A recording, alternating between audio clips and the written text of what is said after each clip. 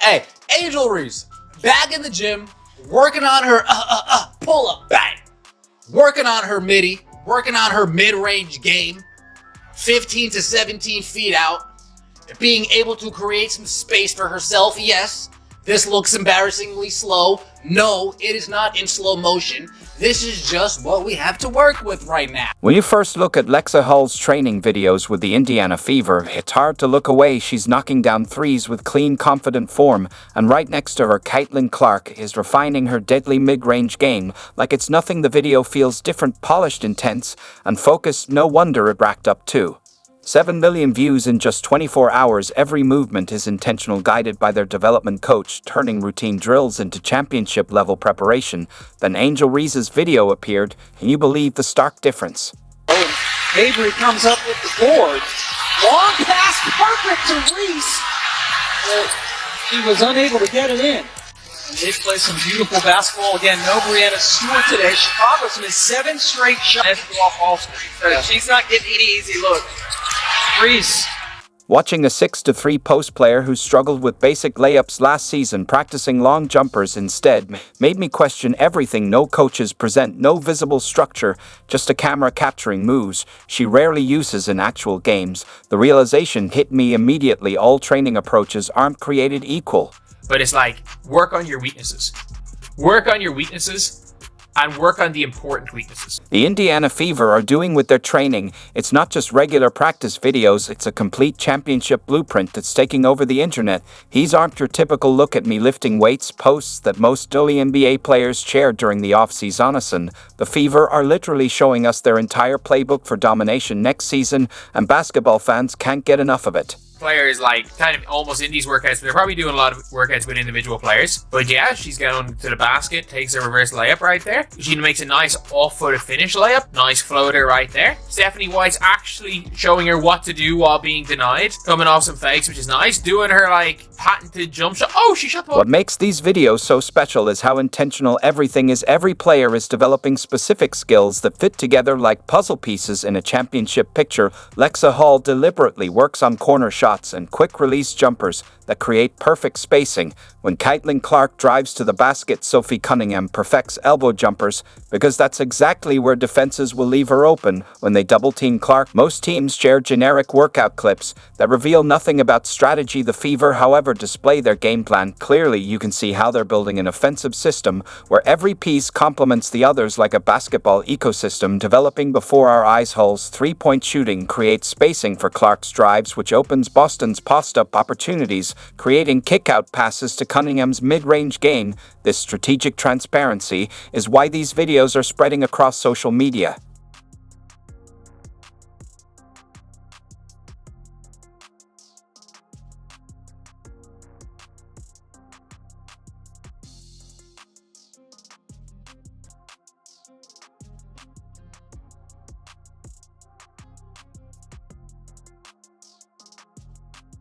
Keith Porter stands out as more than a typical trainer. He actively participates on the court, defending players and pushing them to game speed. His commitment shows in how he traveled to Massachusetts, specifically to work with Aliyah Boston. He's building a collective vision, not just improving individual players. The documentation itself reveals purposeful design. When they film Boston working on left-hand finishes and floaters, they're addressing how teams adjusted to her defensively last season. Boston solves specific problems from actual games, developing counter moves when defenders overplay her right hand, adding soft touch floaters when centers contest, and improving footwork to create separation in the post. Veterans have fully integrated into this system too. Natasha Howard, Brianna Turner, and Dana Bonner focus on perfecting pick and roll actions specifically designed for Clark's passes. Each has a defined role. Howard works on short roll finishes, Turner on vertical spacing and rim protection, and Bonner on becoming that reliable corner threat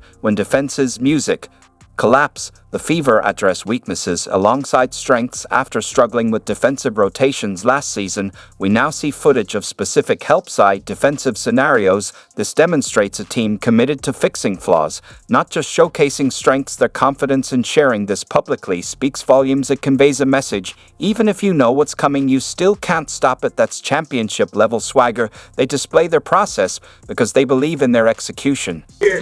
What up, Fever family? It's Coach Keith Porter. Today I got Aaliyah Boston in the gym. We've been working on some footwork, getting up and down the floor. Just working on being better. Basketball analysts and former players are now breaking down these videos, highlighting the strategic intelligence behind what the Fever are building. They're developing a system where each player's growth directly contributes to the team's championship vision. This represents a franchise demonstrating true championship culture.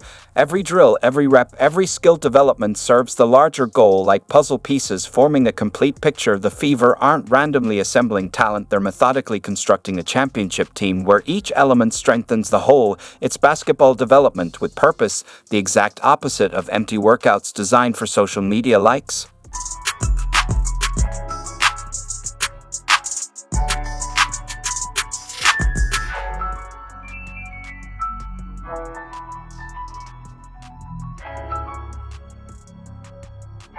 That championship culture the Fever are building stands in stark contrast to what we just saw from Angel Reese. When legends like Shaq and Lisa Leslie specifically tell you to work on your layups, most players would listen, but not Angel. Her new training video shows her practicing everything except what she desperately needs to improve, and the disconnect between her actual weaknesses and what she's working on might be the most revealing thing we've seen all off-season.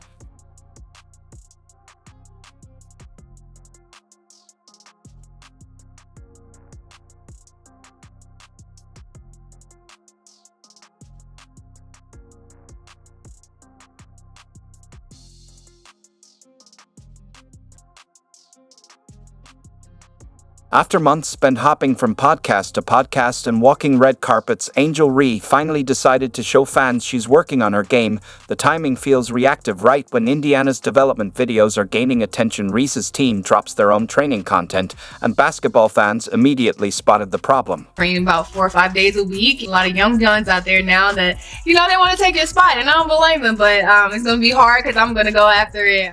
Angel Reese is a 63 post player who shot an abysmal 44.5% from less than 5 feet last season, one of the worst finishing percentages in the entire WNBA. For someone taking that many close shots, despite this glaring weakness, her video shows her working on jump shots, three-pointers and perimeter moves instead of finishing at the rim. Why is this video coming from her PR team and not from the Chicago Sky? One fan asked another question, why she's practicing three-pointers when she can't make layups consistently. These aren't random complaints, they're legitimate basketball concerns that echo what basketball royalty has already told her. Both Shaquille O'Neal and Lisa Leslie, two of the greatest post players ever, publicly advised Reese to focus on improving her layups and inside game.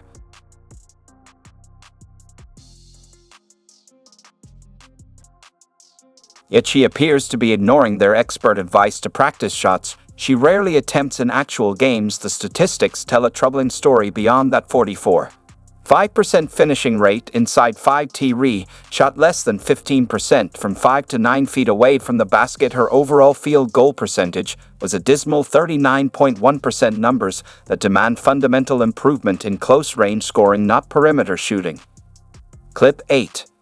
Even more revealing, nearly 40% of Reese's rebounds last season came after her own missed shots. Almost half her rebounds, the stat she's most known for, came from cleaning up her own misses. She's creating a statistical illusion where her poor finishing inflates her rebounding numbers. What's missing in Reese's video is equally concerning. There's no Chicago Sky staff anywhere to be found, no development coaches providing guidance, no systematic approach to improvement. While the Fever shows players working with coaches on targeted skills, Reese's training lacks professional oversight or a structured development. Lexi Hall being back in Indiana, in the gym, working out. We saw Keith Porter in there. We saw Lexi shooting her shot. We saw Lexi with reverse. Right? I don't think that's where she's going to be offensively. I think her new coach is taking her away from the basket. Put myself in her shoes and I said, you know what? If Angel Reese was my power forward and he saw this chart that we're looking at right now, and I see that when she's close around the basket finishing on layups, she's shooting 42%.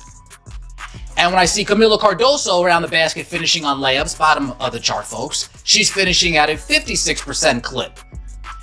Well, if I'm Tyler Marsh, I am saying to myself, okay, let's make sure that this paint is not congested.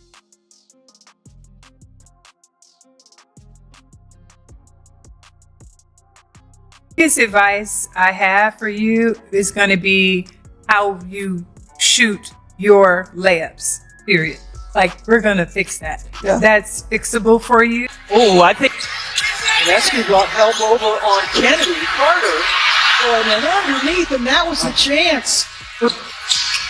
Inside, Cardozo.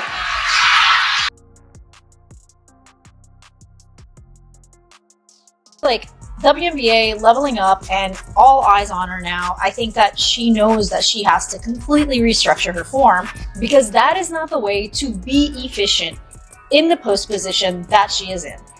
At the post position that she's in, a layup is supposed to be a given. She needs to improve her touch around the rim, like, all over the place, but she seems to take these desperation. She is, it's more than a fact. She is not good at layups. But I was looking at her stats. I jotted some down right here, and she shoots an abysmal 39% from the field. She shot below 50% on shots less than 5 feet away, which is bad. And even worse than that is that shots from 5 to 9 feet, 13. Great. She can get back to building that brick house on the hoop like she did last year. With her shot release, I don't know how she gets any shots off. But you heard what I said. And look, the guy's being objectively just critical when it comes to basketball. With that release, how is she getting shots off? It's real slow. It's a good question. Why in the world are we working on layups or not working on layups when you got such a problem and you're so inefficient with your inside ball game?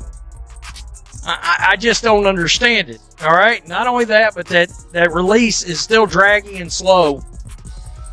All right. You're a 4. Why are you shooting that far away? I get it. Eventually, you got to develop a jump shot, but you got to get the fundamentals down.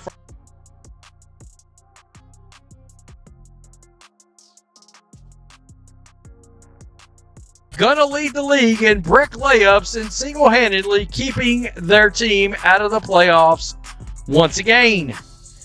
Look, I'm watching for some real interesting things to happen this year.